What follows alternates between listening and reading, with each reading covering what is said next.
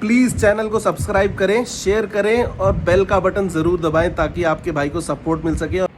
भाई साल 2024 यानी कि शनि का साल नंबर 8। शेयर मार्केट जितना ऊपर जाएगा उतना ही नीचे भी आने वाला है। मुझे तो ऐसा लग रहा है वापस अपनी दौड़ लगाने वाला है नीचे की तरफ, क्योंकि सब कुछ नाप तोल के मिलेगा इस साल में। इस साल में कुछ भी ना एक्स्ट्रा ना कम।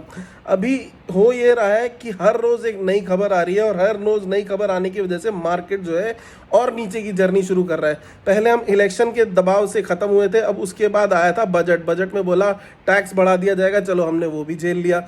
उसके बाद आया रिसेशन का खतरा, यूएस ने बोला भाई रिसेशन आ रहा है, तो वो और गिर गया, तो उसे भी हमने झेल लिया। फिर आया इजराइल ईरान, अभी वो तो चल ही रहा है, उसकी वजह से डॉलर इंडेक्स भागे ही जा रहा है, अपना रुपया गिरे ही जा रहा है और डॉलर बढ़े ही जा रहा है।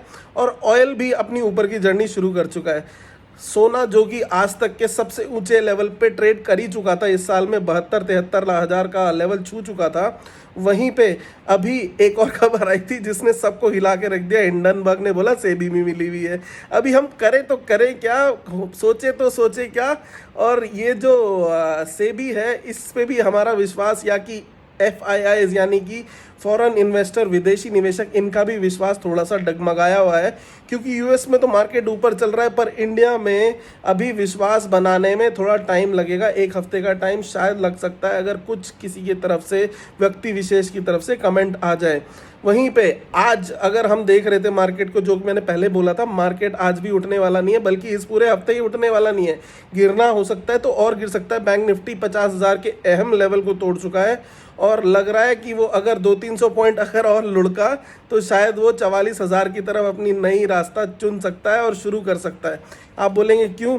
कल ही सुप्रीम कोर्ट की तरफ से बयान आया बैंक निफ्टी छोड़ दीजिए, निफ्टी के लिए बोल रहा हूँ। कल ही सुप्रीम कोर्ट की तरफ से बयान आया, पिछले कुछ सालों में जितना भी 5% उन्होंने माइनिंग टैक्स लगाया है, यानी कि स्टेट गवर्नमेंट को जो भी माइनिंग कंपनीज है वो टैक्स देंगी 5% के हिसाब से।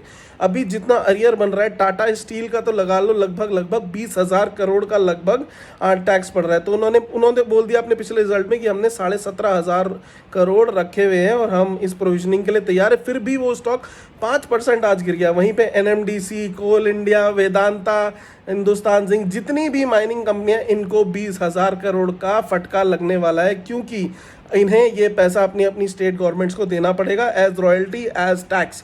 सो ये भी एक फटका ही था। और आज जहाँ की निफ्टी चल रहा था 2, 3, 20, 25, 30 पॉइंट ऊपर, इससे ज़्यादा तो गया नहीं, 50 पॉइंट गया होगा शायद एक टाइम पे, और वापस क्लोजिंग में हल्का सा पॉजिटिव क्लोज हुआ।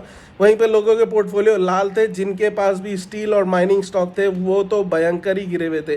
टाटा स्टील 5%, NMDC ये सब 5%, मतलब लोगों के पोर्टफोलियो लाल थे।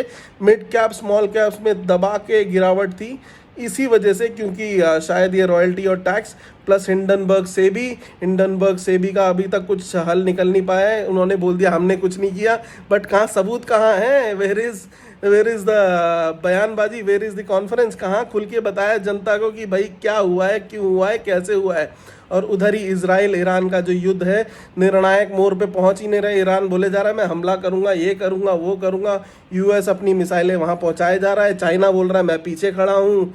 रशिया बोल रहा है मैं यूक्रेन के ऊपर मार दूंगा। तो सब बोले जा रहे हैं, बोले जा रहे हैं, पर हो कुछ नहीं रहा। इस वजह से सब डरे हुए हैं, सब सहमे हुए हैं। यूएस का मार्केट कल इन्फ्लेशन की डाटा की वजह से उठा था, बट इंडियन मार्केट्स में अभी भी दम नहीं है, क्योंकि सब डरे हुए हैं।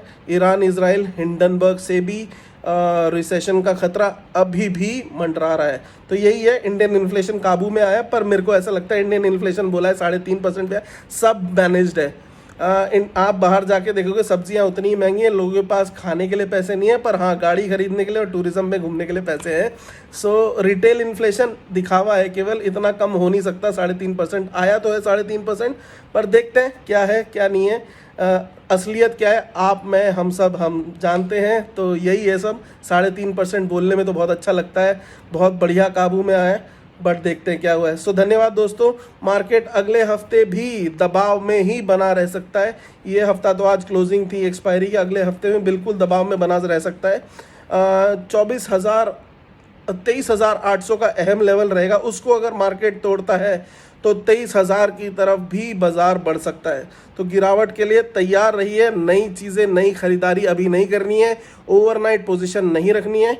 आप लेवल्स के हिसाब से स्कैल्पिंग करिए, ट्रेडिंग करिए, उसी में मज़ा है, उसी में बढ़िया लगेगा। बाकी अगर करेंगे तो खतरा है और खतरा बना रहेगा, क्योंकि इन्फ्लेशन का डाटा पॉजिटिव आया।